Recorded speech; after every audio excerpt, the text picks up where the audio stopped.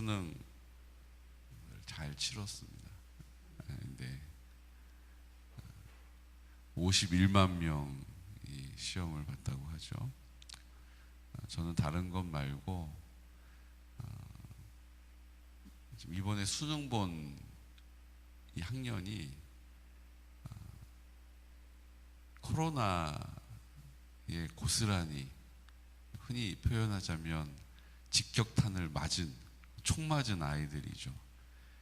고등학교 입학부터 코로나가 시작이 돼서 졸업까지도 아직 끝나지가 않은 거예요.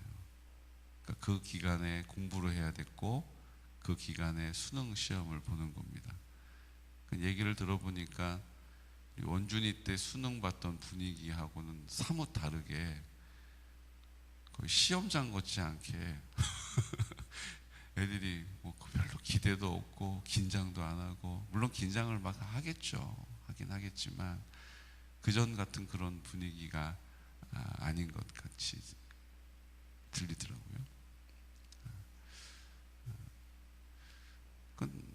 뭐 지금 이번에 고3인 친구들이 선택한 게 아니에요. 고등학교 가려고 그랬더니 코로나가 중국에서 시작됐는데 전 세계적으로 하루에 막 3만 명씩, 미국은 하루에 3만 명씩 사망자가 막 나왔잖아요. 여러분, 말이 3만 명이지 3만 숫자를 하루 종일 세는 것도 대단한 일이에요. 근데 그 3만 명이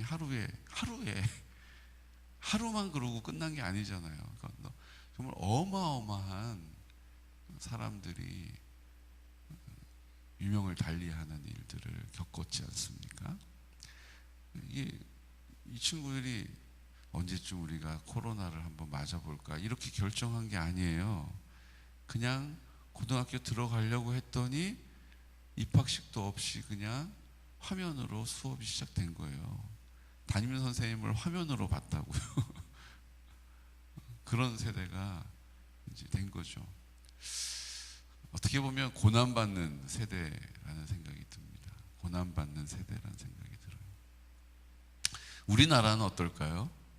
우리나라도 지금 우리 조정옥 권사님 연배 정도 되셨으면 일정시대, 일제에 사셨어요. 6.25를 경험하셨어요. 그리고 잘 살아보세요 외쳤던 우리나라의 참 그렇게 격동의 그런 시간들을 보내오시고 지금도 이 땅을 살고 계십니다. 근데 권사님이 그거를 선택하신 게 아니에요. 너는 어떤 나라가 좋겠냐? 그래가지고 저는 미국이 좋겠어요. 그래서 미국에 난 게 아니잖아요. 태어나서 보니까 전쟁통인 거예요. 지금 태어나서 보니까 일본 사람들이 칼을 휘두르는 시대에 태어나신 거죠. 우리가 결정한 게 아니에요. 하나님의 섭리 안에 있는 것입니다.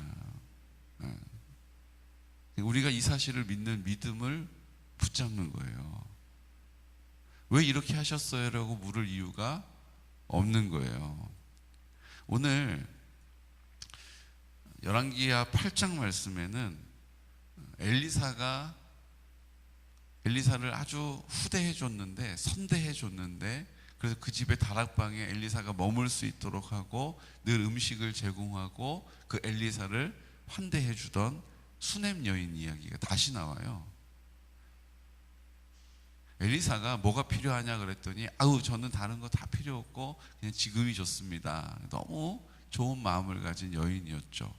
근데 게하시가 옆에서 말해줍니다. 저 집은 나이를 먹었는데 아이가 없어서 아예 포기를 해서 아예 소원을 얘기도 안 하네요. 이렇게 얘기해 줬잖아요. 그랬더니 엘리사가 아이를 낳게 될 거다. 그리고 이제 그 다음에 아들을 낳았잖아요. 근데 이 아이가 열병에 걸려서 죽게 되고 엘리사가 그 아이를 살려주는. 그러니까 어떻게 보면 인생에 참 자기가 선택하지 않은, 아이를 못 낳는 것도 선택한 게 아니었는데 아이를 낳게 되는 은혜도 입었는데 아이가 죽게 되는 슬픔도 경험하고 아이가 다시 살아나는 환희도 경험하는 인생을 살았던 오늘 수넴 여인을 우리가 다시 만나고 있는 거예요. 근데 엘리사가 말해줍니다. 흉년이 될 것이다. 이스라엘 백성들이 하나님 앞에 청종하고 순복하지 않으면 하나님께서 흉년이 드는 것으로 그들을 어떻게 하세요? 징계하시죠. 그래서 그 흉년이 드는 것으로 징계가 될 텐데 너는 다른 것으로 피해가 있어라.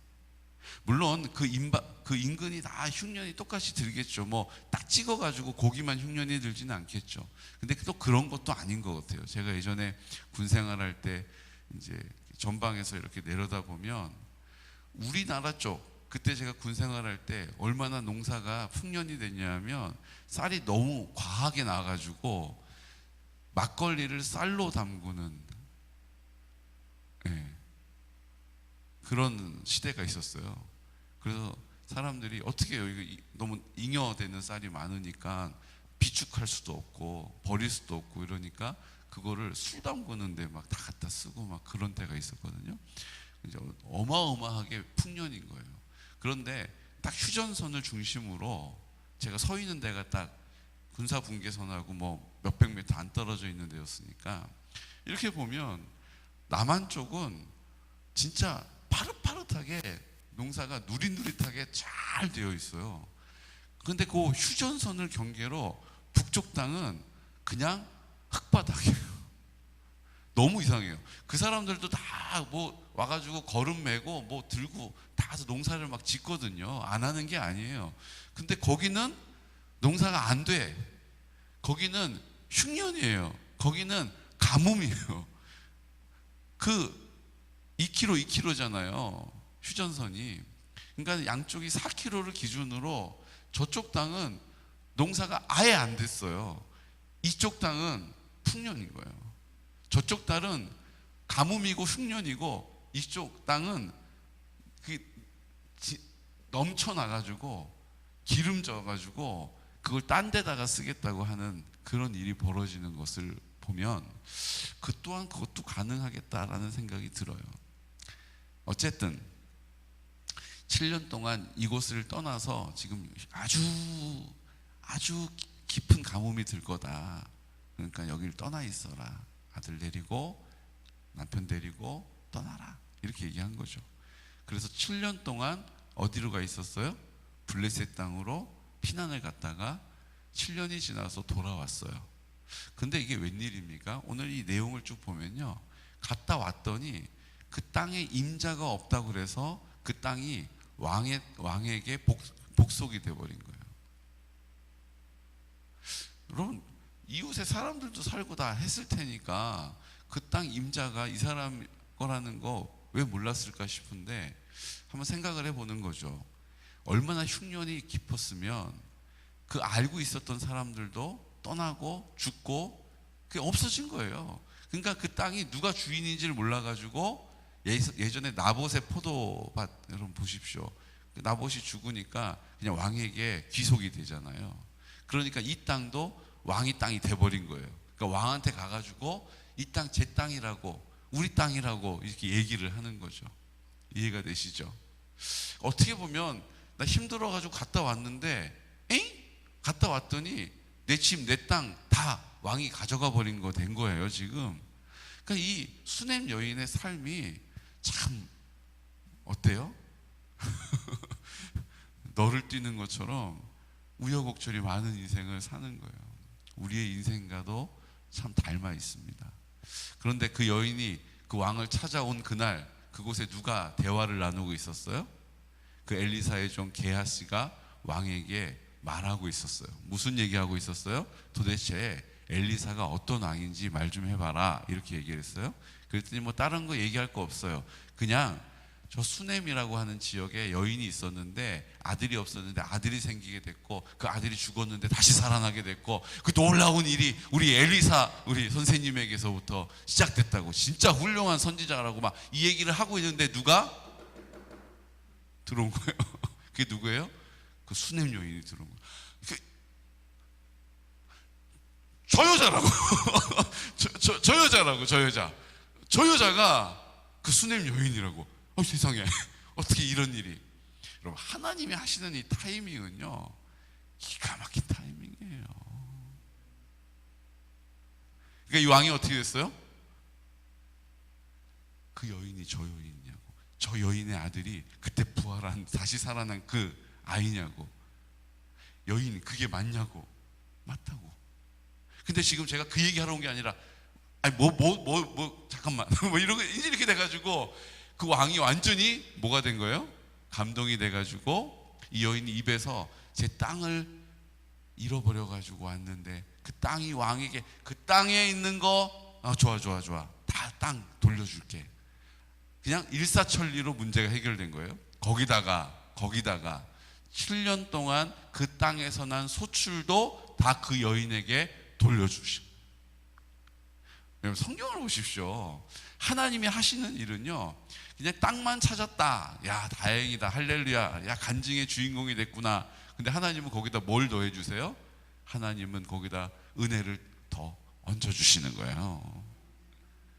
그 7년 동안 거기서 뭐가 많이 났는지 모르겠지만 그 7년 동안 그 땅에서 난 것들도 다 계산해가지고 농사도 안 졌어요. 수고도 안 했는데 그냥 그 땅에서 떠나갔다가 왔는데 황당한 일 당해가지고 그거 따지러 왔다가 그 7년 동안 내가 수고하지 않은 뭐를요? 열매를 거두게 되는 거예요. 그 인생이 늘 형통한 것만은 아니었지만 그 아들이 죽는 슬픔도 경험했지만 하나님은 그 여인을 통하여서 하나님의 신실한 사랑을 나타내고 계신 것입니다. 왜 그렇게 하실까요? 그 여인이 잘했기 때문일까요? 그 여인이 특별한 여인이기 때문일까요? 하나님이 그 여인에게만 그렇게 하시는 것일까요? 아니에요. 하나님은 내가 선택한 내 백성들에게 다 그 은혜와 사랑을 베푼다라는 사실을 그 여인을 통해서 나타내고 계시는 거예요. 그러니까 그 여인에게만 그렇게 한 것이 아니라 그 여인이 엘리사에게 했던 일들을 우리가 기억하게 하는 거예요. 어떤 거예요? 그 엘리사를 환대하고 주의 하나님의 사람을 우대하고 그 하나님의 사람을 위해주고. 담임 목사한테 잘하라고 하는 얘기를 하시는 건가? 아니요.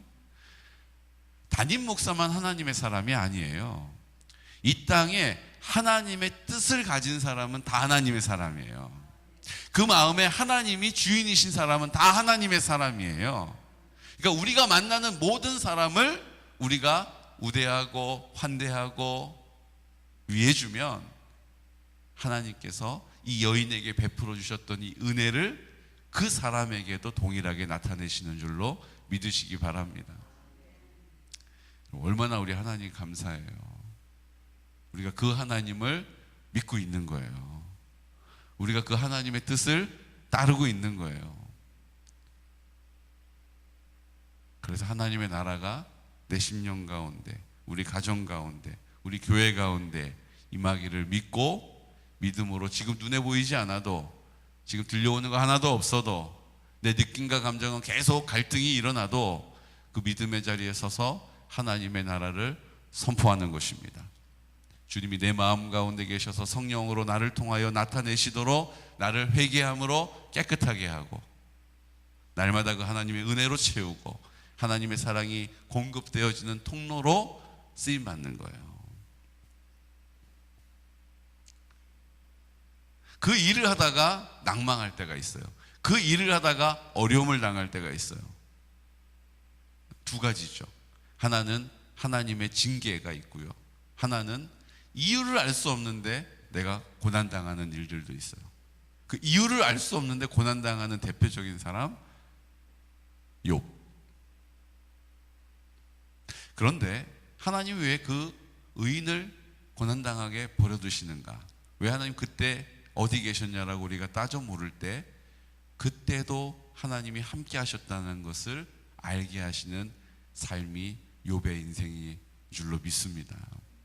우리는 알 수 없는데 하나님은 그때도 함께 하셨다라는 거예요. 그 다음에 우리가 하나님 앞에 징계를 받아서 고난당할 때, 그건 벌 받는 거니까 할 수 없는 거 아니겠어요? 근데 사랑하는 성도 여러분, 하나님의 징계는 100%, 500% 하나님의 은혜임을 믿으시기 바랍니다.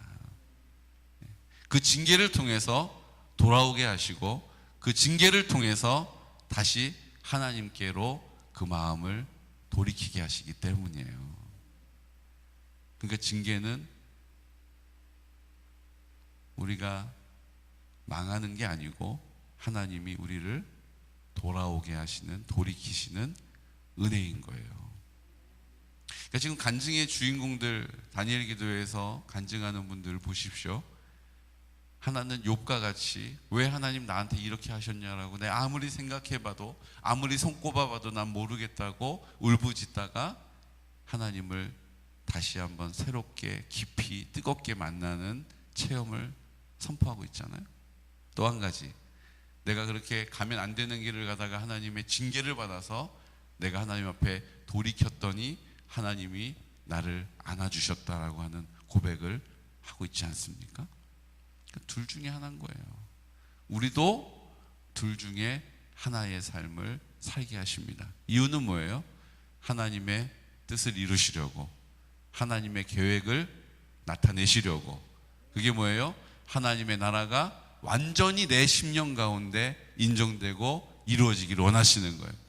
부분적인 순종을 통해서 부분적인 은혜를 아는 것으로 그 부분적인 하나님의 사람으로 사는 게 아니라 완전한 하나님의 은혜를 가지고, 완전한 하나님의 능력을 가지고, 완전한 하나님의 사람으로 살아가기를 원하시는 거예요. 그게 어떤 은혜예요? 성결의 은혜죠. 아니 그래도 성결교회 다니시는 분들인데 성결의 은혜를 사모해야 되지 않겠어요? 나는 연약해요. 내가 완전해진다는 게 아니에요. 나는 여전히 연약하고, 나는 여전히 부족하고, 나는 여전히 어그러져 있고 마땅치 않은데 주님이 내 마음 가운데 전부가 되셨기 때문에 그 주님이 나를 통하여 나타내는 거죠. 그래서 내 연약함이 하나님의 강함으로, 나의 초라함이 하나님의 아름다움으로, 나의 약함이 하나님의 강함으로, 나의 작음이 하나님의 크심으로 나타나게 되는 것입니다. 그러니까 이 땅에서 그런 삶을 살다가 영원한 하나님 아버지의 나라에서 그 하나님과 함께 그 은혜를 가지고 누리면서 살게 되는 거죠. 오늘 하나님께서 이스라엘 백성들에게만 그 은혜를 베푸시는 게 아니에요. 그 다음 장면을 보면 엘리사가 다메섹으로 갑니다. 아람 땅으로 가죠. 그 아람에 왕이 있었는데 베나닷이라고 하는 왕이 병에 들었어요.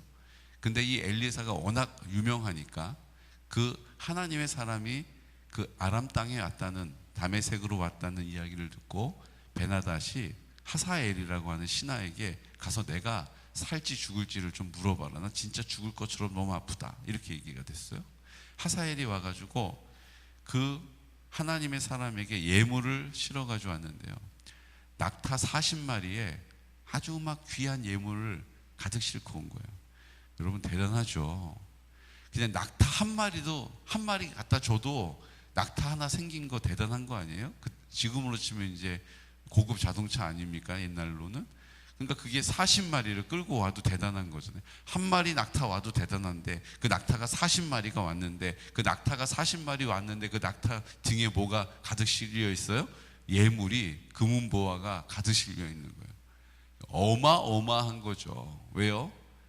하나님이 하나님의 사람을 늘 그렇게 초라하게, 그렇게 하나님의 사람을 늘 그렇게 궁색하게 인도하시지 않는다라는 믿음이 있어요. 여러분 그 믿음을 가지시기를 축복합니다. 하나님의 사람은 늘 가난하게 살아야지. 그게 은혜지. 하나님의 사람은 청렴해야지. 여러분 청렴한 거하고 궁상하고는 다른 거예요. 청렴하게 사는 거랑 궁상은 다른 거라고요. 우리가 있지만 그것을 청지기로서 하나님 앞에 충성되게 잘 관리하는 것은 좋은 거예요. 근데 없어가지고 그냥 아둥바둥 이렇게 사는 거, 저는 그거 안 하고 싶어요. 그렇다고 그것을 위해서 사는 인생도 싫어요. 아 뭐예요? 어떻게 해요 목사님? 그냥 하나님께 다 맡겼더니 하나님이 알아서 해주시는 게 제일 좋아요. 그냥 요만큼 주시면 아 하나님이 필요한 게 요만큼인가 보다, 그리고 감사합니다, 그리고 받으면 되고, 이만큼 주시면 아 하나님 저를 통해서 또 흘러가게 하실 곳이 있나요? 제가 원래 쓰던 것보다 좀 많이 생겼네요. 그러면 모아두고 저축하고 그냥 금고에다가 집어넣고 금고 굳게 잠그는 것이 아니라 그것이 필요한 곳으로 눈을 돌려서, 예전에 내가 부족할 때는 내가 사는 것 하나님 앞에 해결하느라고 그렇게 감사함으로 살았다면, 이제는 그 사랑을 흘려보내는 일을 위하여 수고하는 거죠. 돈도요, 써본 사람이 쓰는 거예요. 돈이 없어서 못 쓰는 게 아니더라고요. 어떤 분은 넉넉하지 않아도 써야 될 때 써요. 폼나게 쓰는 분이 있는가 하면요, 어떤 분은 쓰기는 쓰는데 티도 안 나게 쓰는 분이 있어요.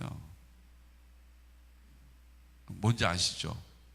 그러니까 그분 인색한 분 아닌데 평가는 그 사람 되게 인색해, 이렇게 얘기 듣는 분이 있는가 하면, 내가 봤을 때는 이 사람 별로 그렇게 막 통 크게 쓰는 분 아닌데 정말로 필요할 때 딱 쓰는 거예요. 그래서 사람들이 저 사람은 잘 쓰는 사람이야, 이렇게 얘기를 듣는 분도 있더라고요.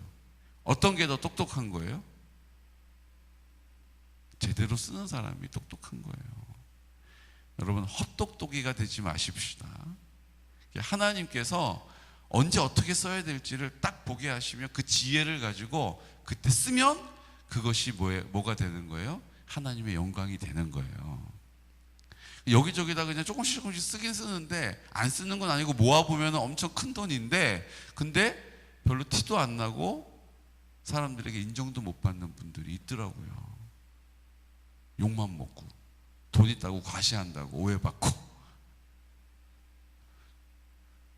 사랑하는 성도 여러분, 하나님께서 우리의 모든 필요를 공급하신다는 믿음을 가지십시오. 그리고 하나님의 사람은 이 땅에서 그렇게 가난하게, 그렇게 힘들게, 버겁게 사는 인생은 아니에요. 필요하면 하나님이 공급하시잖아요. 근데 우리가 그 공급을 받을 때 그것을 오해하는, 우리가 그것 때문에 내 것이라고 거머쥐는 사람 안 주시는 거예요. 저는 그렇게 믿어요. 그래서 하나님 안 주셔도 하나님, 제가 다시 한번 제 재정에 대해서 좀 생각을 해봐야겠군요, 이렇게 나를 살피는 계기가 되기를 원합니다. 그거예요. 그런 의미에서 우리 조용희 권사님이 요즘 아주 써야 될 때 탁탁탁 잘 쓰셔가지고 얼마나 좋은지 몰라요. 지금 아마 이러시겠죠. 목사님, 더 잘 쓰시라고 얘기하는 거예요, 권사님. 하나님 더 주실 거예요. 잘 쓰면 더 주신다. 잘 쓰면 하나님이 더 채워주시더라고요. 그게 우리 아버지한테 제가 배운 거예요. 쓰지 않으면 내 돈이 아니에요. 써야 내 돈이에요. 근데 하나님을 위하여 쓰면 하나님이 그 빈 곳간을 채워주시더라고요. 나를 위해서 쓰면 그건 비어지는 거예요. 그러면 없어지는 거고 궁색해지는 거예요. 주를 위하여 쓰면 하나님이 채우시더라고요. 지금 아멘 한번 정확하게 하시잖아요. 사랑하는 성도 여러분, 베나닷이 죽을 거다라고 예언합니다. 근데 베나닷이 살 거라고 또 얘기해요. 지금 이 병에서는 살겠지만 결국은 죽게 될 것이다, 이렇게 얘기를 해요. 근데 그 하사엘이 가서 베나닷 왕에게 왕이 살 것입니다 라고만 반쪽만 얘기를 해주죠. 그리고 그날 밤에 어떻게 합니까? 하사엘이 젖은 수건을 얼굴에 덮어서 그 왕을 살해해요. 암살해요. 그리고 자기가 왕이 되어버립니다. 왜 그래요? 이미 하사엘 마음에 자기가 그렇게 하려고 하는 뜻이 있었던 거예요. 근데 그 사실을 엘리사가 꼭 집어서 얘기를 한 거죠. 이거 잘못하면 들통나겠다. 그러니까 결행에 옮겨버린 거예요. 사랑하는 성도 여러분, 하나님은 모든 것을 하실 수 있습니다. 병든 베나닷을 살릴 수도 있어요. 근데 하나님은 모든 걸 아세요. 결국 그가 죽게 될 것을 알게 되는 거예요. 사랑하는 성도 여러분, 하나님은 모든 것을 하실 수 있는 분이심을 믿으시기 바랍니다. 하나님은 모든 걸 알고 계신 분이심을 믿으시기 바라세요. 내 마음의 원통함을, 내 마음의 답답함을 하나님 다 아세요. 하나님 앞에 나아가시기를 축복합니다. 사람한테 막 말해봤자, 사람한테 쏟아내봤자 다시 원위치로 돌아와요. 조금 괜찮은 것 같은데 그 다음날 되면 또 그 마음이 내 안에 있어요. 하나님께 아뢰시기를 축복합니다. 그리고 뒤에 보면 아하시아 왕이 나와요. 이거 헷갈리실까 봐 제가 말씀드리는 거예요. 이 아하시아 왕은 아합과 이세벨의 첫째 아들 아하시아랑 이름만 같은 거예요. 그건 이제 북이스라엘, 엘리사가 북이스라엘에서 활동한 선지자잖아요. 남유다에 똑같은 이름의 왕이 있었던 거예요. 그의 어머니 아달랴 여왕, 자기 아들은 1년 수렴 참정하고 자기가 나머지 기간 동안 자기가 왕이 됐어요. 이렇게 막 온통 혼란과 혼돈과 그런 왕이 북이스라엘 남유다에서 지금 계속 진행되고 있음을 보게 되는 것입니다. 이 시간 다 같이 기도드릴 때 오늘 수넴 여인을 좀 우리가 기억하기를 원합니다. 이 수넴 여인 참 정말 인생에 이렇게 널뛰는 것 같은, 감사도 했지만 하나님을 또 신뢰하고 그 하나님의 사람을 위해도 받지만 또 아들을 얻는 기쁨도 얻었지만 그 아들이 죽는 슬픔과 낙심도 경험하고 이제 그 땅을 잃어버린 답답함과 원통함이 있었고 그 땅을 하나님께서 찾아주시고 그 7년간의 소출도 얻게 하시는 하나님, 우리의 인생에 이런 여정들도 있습니다.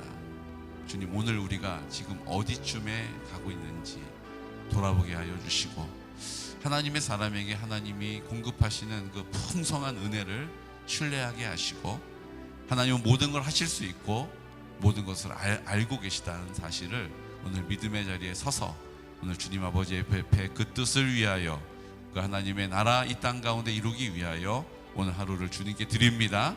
하나님, 하나하나 상황 앞에서 우리의 마음과 생각을 굳게 지켜주시고 오늘도 우리 공동체가 한 뜻으로 주님의 길 걸어가게 하여 주옵소서. 성령 충만케 하여 주옵소서. 이 시간 우리 나사렛 예수 그리스도 이름으로 우리 선포하면서 기도드리겠습니다. 주여, 주여, 주여. 걸어가